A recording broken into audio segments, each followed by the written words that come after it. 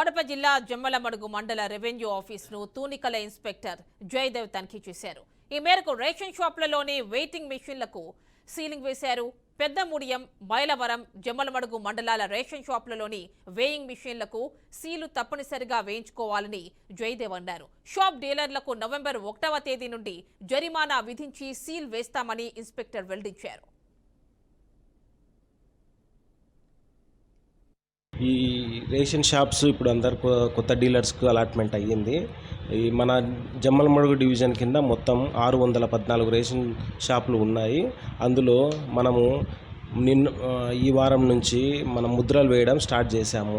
ముద్రలు అందరూ తప్పనిసరిగా వేసుకోవాల్సి ఉంటుంది. ముద్ర రుసుము కట్టి మా ఆఫీస్ నందు కానీ మీ మండలానికి మేము ముద్ర వేయడానికి వచ్చిన సమయంలో కానీ కంపల్సరిగా వేసుకోవాలి.